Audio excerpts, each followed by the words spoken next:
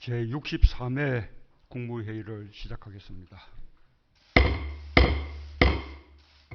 정부는 그동안 비상경제회의와 경제중대본을 신속히 가동하며 경제위기 극복과 불평등 해소를 위한 가용수단을 총동원하였습니다. 촛불시민의 깨어있는 정치참여, 문민정부 유튜브 방송, 1000만 구독과 1억 뷰 운동, 깨시민의 많은 참여 부탁드리겠습니다. 안녕하세요. 신앙인의 성경이야기 촛불성전의 죄입니다. 오늘 2021년 1월 2일 죄의 촛불성전 2회차 방송을 시작하겠습니다. 본 방송은 죄의 지극히 주관적인 신앙 방송입니다. 오늘 깨시민에게 전할 첫 번째 주제는 촛불 시민의 희망회로는 승리할 수 있을까? 입니다. 지난 몇 년간 문민정부가 공격받는 상황에서 진보 진영이 돌린 희망회로는 촛불 시민을 지치게 하기에 충분했습니다.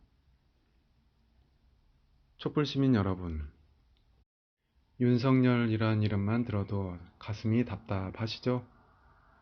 그럼 전두환 때는 어땠을까요? 상황이 이런데 국민이 178석이나 밀어준 더불어민주당은 검찰총장 하나 탄핵도 못하고 있습니다. 왜 더불어민주당은 국민의 진당처럼 강하게 못하고 듣기만 할까요? 그런데 죄인은 이 같은 질문을 촛불 시민 진영에게 드려보고 싶습니다.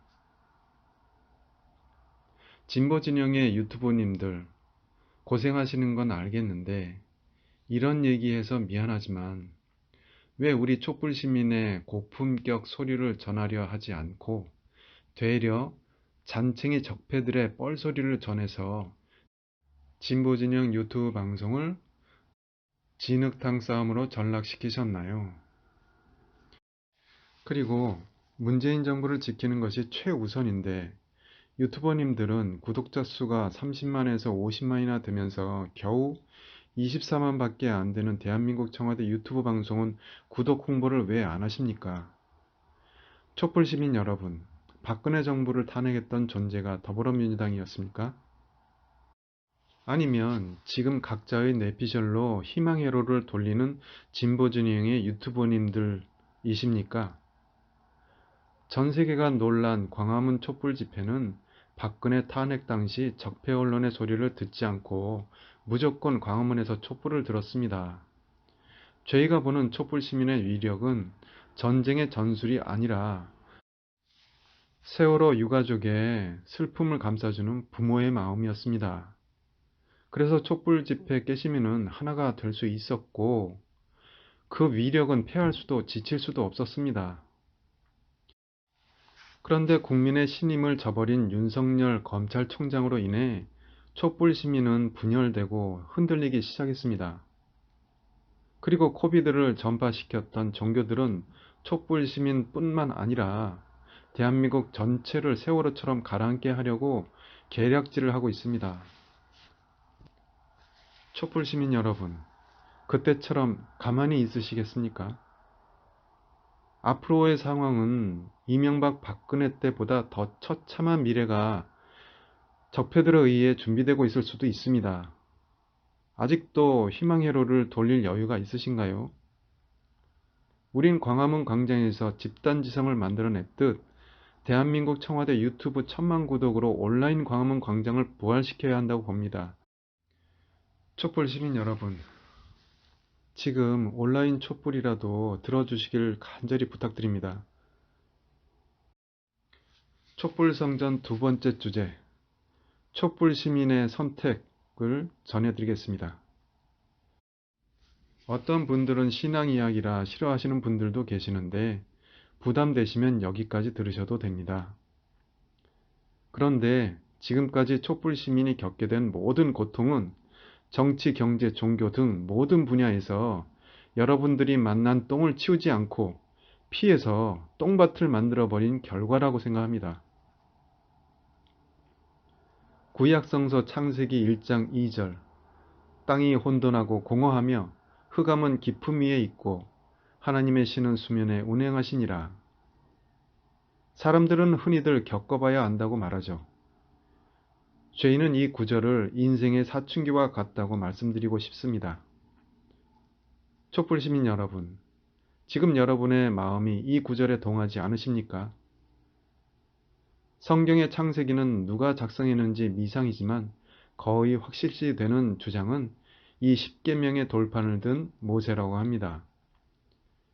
애굽에서 종으로 살던 이스라엘 민족을 회복시키기 위해 민족 전체를 신광야로 대이동시킨 존재였죠. 그런데 애굽에서 종으로 살던 이스라엘 민족은 모세의 계시를 좋아했을까요? 이스라엘 유지들이 모세를 싫어했다는 건 출애굽기 과정에도 나옵니다. 이스라엘 백성이 애굽에 들어가 살게 된 7년간의 흉년 과정도 있었고 노역 때문에 억울하게 살고는 있었지만 집도 있고 먹고 사는 데는 문제가 없었죠.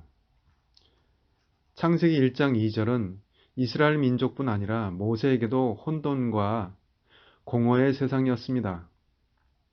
얼마나 고민했으면 흑암은 깊음 위에 있었을까요? 지옥을 2번 갔다 온 것 같은 걱정과 근심을 떨칠 수가 없었을 것입니다. 하지만 사막에서 목마른 이스라엘 민족이 보게 된 오아시스들은 수면에 운행하시는 하나님을 바라보는 것과 같았을 것입니다. 그렇게 이스라엘 민족은 두려워 피하지 않고 매일매일 모세를 따라 신광야의 길을 선택했죠.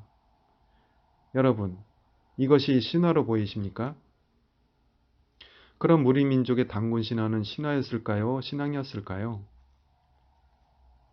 촛불시민 여러분, 우리는 지금까지 수많은 선택을 하며 적폐청산의 길을 걸어왔습니다. 그 선택이 어떨 땐 우리를 위해 십자가를 대신 지어 주었고, 어떨 땐 배신하기도 했습니다. 하지만 끝까지 우리 촛불 시민은 이스라엘 민족이 신광야를 걸어가듯 희망과 소망의 길을 가는 주체가 되어야 한다고 생각합니다. 우리가 정치인에게 위임한 것으로 끝나는 것이 아니고 우리가 법을 바꿔 그 법에 적폐청산을 위임한 것으로 끝나는 것도 아니고 오직 끝까지 이루는 존재는 촛불 국민이 적폐청산의 주체가 되어 마무리를 해줘야 한다는 것입니다. 모든 권력은 국민으로부터 나온다. 세상이 어두워도 촛불은 우리의 길을 밝히는 빛이 됩니다. 지치고 힘들어도 서로의 촛불을 보며 소망의 촛불을 우린 다음 세대의 국민에게 붙여주어야 합니다. 죄인은 이것이 세상의 어떤 전쟁의 전술도 이길 수 있는 가장 품위 있고 고결한 신앙이라고 생각합니다. 온라인 광화문 광장 대한민국 청와대 1000만 구독과 1억 뷰 참여운동 덕분에 챌린지를 많이 전해주시길 부탁드리겠습니다. 그리고 스마트폰 배경화면을 만들 수 있는 능력 있는 분이 계시다면 멋있게 디자인해서 더 많은 시민이 부담 없이 참여할 수 있게 도와주시면 더욱더 감사드리겠습니다. 다음 촛불성전 3회차 방송은 창세기 1장 3절 하나님이 가라사대 빛이 있으라 하심에 빛이 있었고 라는 구절로 촛불성전 3회차 방송을 전해드리겠습니다. 이 방송이 조금이라도 감동이 되신다면 구독과 좋아요를 눌러주시고 혹시라도 복음으로 들리신다면 주변에 힘들어 지치신 또 다른 이름의 우리에게 촛불의 마음을 전해주시길 부탁드리겠습니다. 감사합니다.